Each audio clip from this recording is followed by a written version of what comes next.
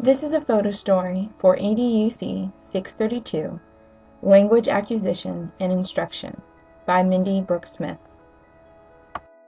Playing with words.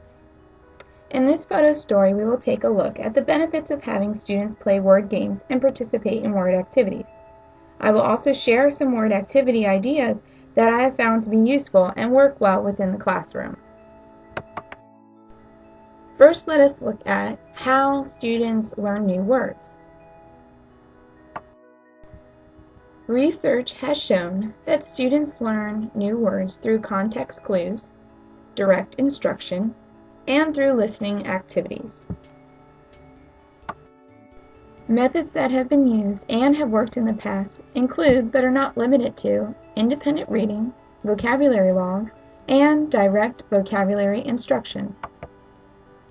Students use reading strategies during their independent reading to identify words that they do not know. By using these reading strategies, they can create their own meaning as they are reading. So now we raise the question, why change methods if we know that they have worked in the past?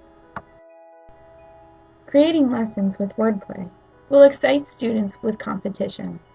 It breaks away from the everyday norm, and it allows students to find new and creative ways to understand words by allowing them to find a connection that is all their own. From the research that is referenced in this photo story, here are some suggested educational games that deal with wordplay. Word puzzles.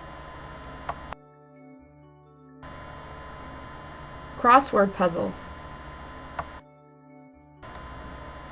Vocabulary Jeopardy. Sight words, vocabulary words, or spelling word bingo.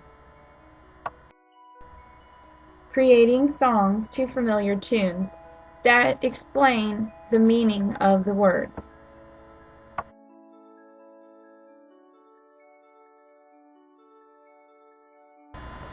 Other fun ways to play with words. Word sorts. This is based on the curriculum of Words Their Way. Students are given a mixed list of words on a sheet of paper. They are then to cut out the words and place the header words at the top. Depending on the topic that is being focused on, long vowel patterns, short vowel patterns, ing endings, etc., the students will place their words in the correct order and column. This activity gives students word manipulatives and focuses their attention on patterns within words that can be applied to other words in the future.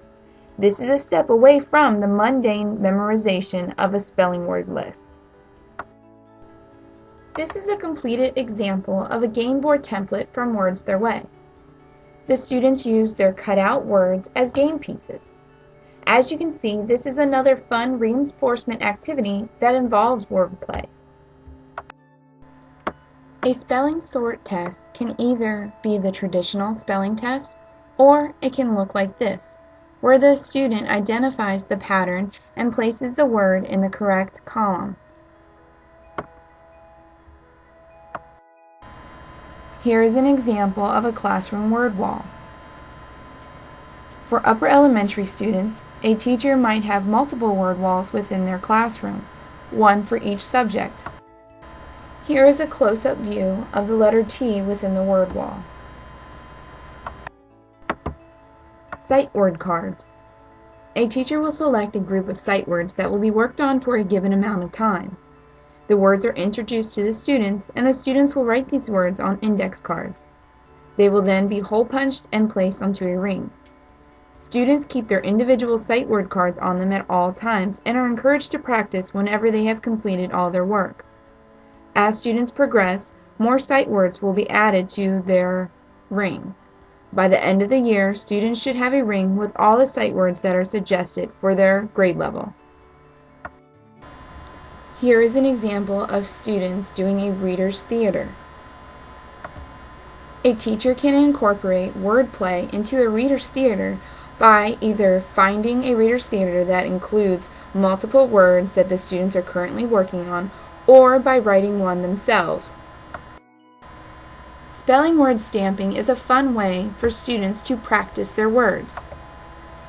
Different colored ink pads may be used in order for students to identify silent consonants, silent vowels, long vowels, or short vowel sounds within their spelling patterns. Word maps are a great way for students to learn synonyms of words that they are currently studying. Here is an example of a word map for the word poultry. When creating any lesson plan, it is important to remember these 5 major points of how students learn. Children are active participants in learning. Children learn by relating new information to prior knowledge. Children organize their knowledge in schemata. Children use skills automatically and strategies consciously as they learn. Children learn through social interactions with classmates and their teacher.